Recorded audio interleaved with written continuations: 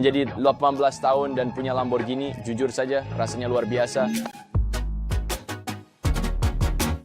Menurut saya, banyak orang yang menggunakan usia sebagai keyakinan yang membatasi diri, tapi saya tidak pernah mempercayai hal itu. Kalau saya ingin melakukan sesuatu, saya akan langsung melakukannya. Hal ini membantu saya belajar coding di usia yang sangat muda, terjun ke dunia wirausaha di usia yang sangat muda, dan juga dalam hal-hal lain di sepanjang perjalanan. Nama saya Zach Yadigari. Saya berusia 18 tahun dan merupakan salah satu pendiri sekaligus CEO CalAE, sebuah aplikasi di mana Anda cukup memotret makanan Anda dan aplikasi ini akan secara otomatis menghitung kalori serta makronutriennya untuk Anda. Aplikasi saya menghasilkan sekitar 1,4 juta per bulan setelah dipotong oleh App Store.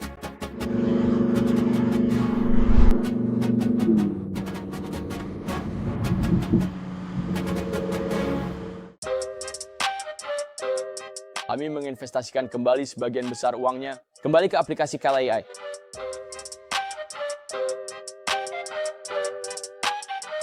Namun, setiap kali ada sisa kas yang cukup, kami akan membagikan dividen kepada diri kami sendiri.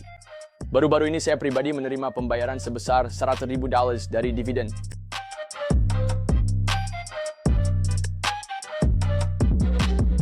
Sebagian besar uang yang saya hasilkan dari aplikasi sejauh ini sebenarnya sudah saya habiskan. Saya baru saja membeli sebuah Lamborghini yang Anda tahu sebagian orang akan bilang itu sesuatu yang tidak bertanggung jawab untuk dibeli di usia saya.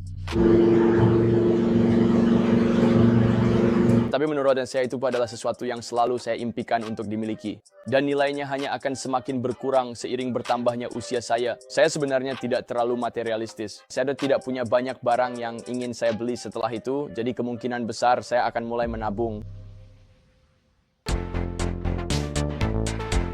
Beberapa tahun yang lalu, saya mulai berolahraga.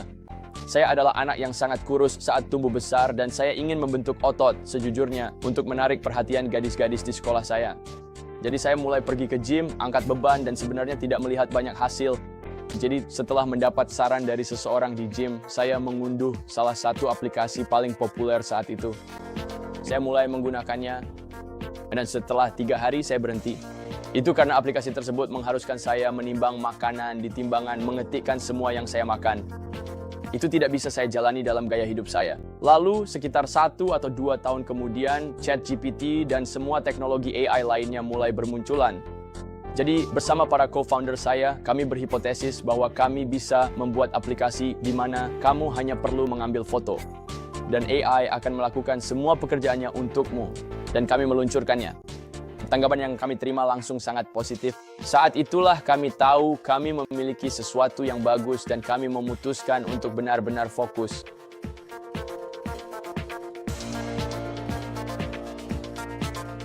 Jadi bersama Henry, CTO saya, kami memutuskan, ayo habiskan musim panas untuk mengerjakannya.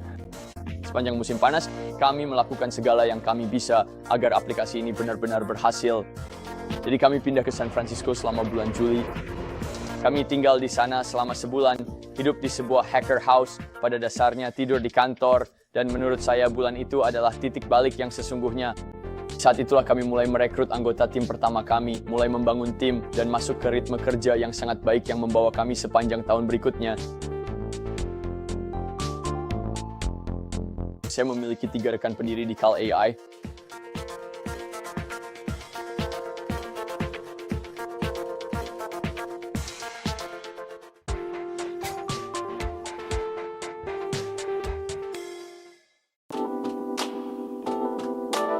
Sulit membagi waktu antara sekolah menengah dan menjalankan CalAE bersamaan. Sebelumnya, semua proyek yang saya kerjakan selalu sampingan. Saya selalu mengutamakan sekolah. Jika harus belajar untuk ujian, saya akan belajar untuk ujian itu. Setelah itu, barulah saya mengerjakan aplikasi. Tapi untuk pertama kalinya, saya memprioritaskan CalAE. Saya rata-rata menghabiskan 40 jam seminggu untuk CalAE di luar waktu sekolah, seringkali bekerja saat di sekolah. Minggu ini saya mengikuti APS, tes AP, duduk selama total 12 jam, tidak melakukan apa-apa. Saya tidak peduli. Ada hal yang lebih penting untuk dibahas. Pada dasarnya, saya bahkan tidak mengikuti tes AP saya. Saya tidak berpikir akan kuliah pada saat itu. Jadi saya hanya duduk di sana dan tidak mengikuti satupun tes. Keunggulan khusus kami di CalAE yang benar-benar kami lakukan dengan baik adalah pemasaran melalui influencer, dan disitulah sebagian besar pengeluaran kami dialokasikan. kami punya banyak pesaing. Aplikasi-aplikasi inilah alasan kami memulai Cal AI. Karena aplikasi-aplikasi itu buruk, ada banyak kesalahpahaman tentang Cal AI dan apa yang bisa dilakukan AI. Beberapa pengguna kami mengharapkan AI ini punya penglihatan tembus pandang, di mana jika Anda mengambil foto semangkuk makanan dan Anda menyembunyikan sesuatu di dasar mangkuk, AI akan mendeteksinya. Tidak, AI tidak akan mendeteksinya. Anda harus pastikan setiap bahan terlihat jelas di dalam bingkai foto. Dan kami berusaha mengajarkan kepada pengguna sejak awal melalui tutorial aplikasi tentang cara menggunakan pemindai dengan paling efektif.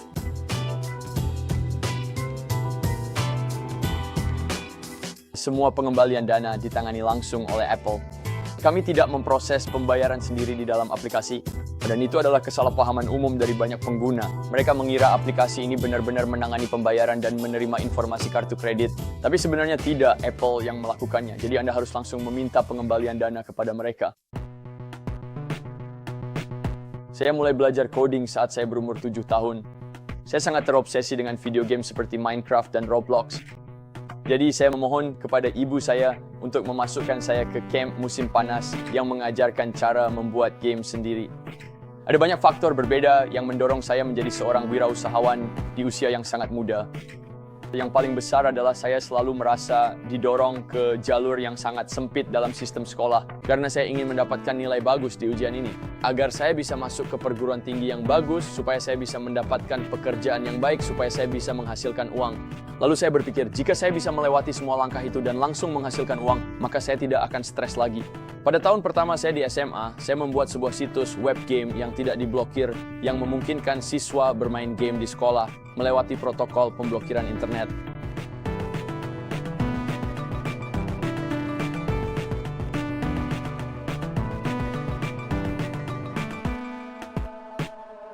Membangun Calai sangat murah karena saya memprogramnya bersama Henry. Kami baru benar-benar mengeluarkan uang ketika meluncurkannya ke publik.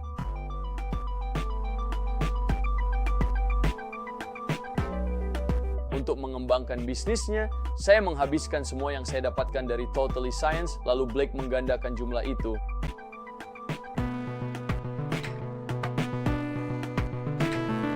Karena jadwal pembayaran Apple, mereka membayar Anda sekitar 45 hari setelah Anda melakukan penjualan.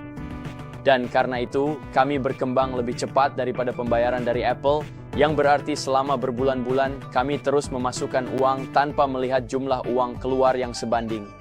Butuh waktu sekitar 6 bulan sebelum akhirnya kami bisa melampaui jadwal pembayaran Apple dan kami mulai menghasilkan lebih banyak daripada yang kami keluarkan. Ini memang terdengar agak membingungkan. Terdengar seolah-olah kami tidak mendapatkan keuntungan. Padahal kami sangat untung selama waktu itu.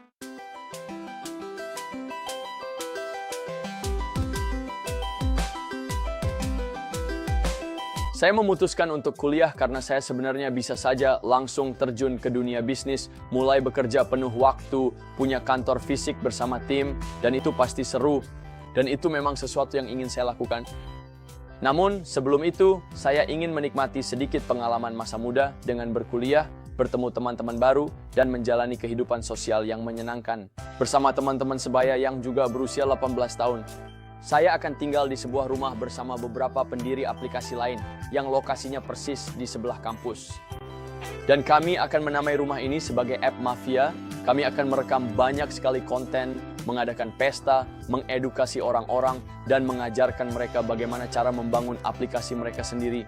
Saya Tamak Norse menjalani kehidupan ganda antara menjadi wirausahawan dan juga sebagai mahasiswa. Dan menyeimbangkan itu semua sepertinya akan sangat menyenangkan, tapi juga cukup sulit. Satu-satunya kekhawatiran saya adalah saya tidak akan mau mengerjakan tugas kuliah sama sekali. Dan jika itu terjadi sampai saya benar-benar tidak melakukan apa-apa, saya tidak tahu berapa lama saya akan bertahan di sana sebelum mereka mengeluarkan saya.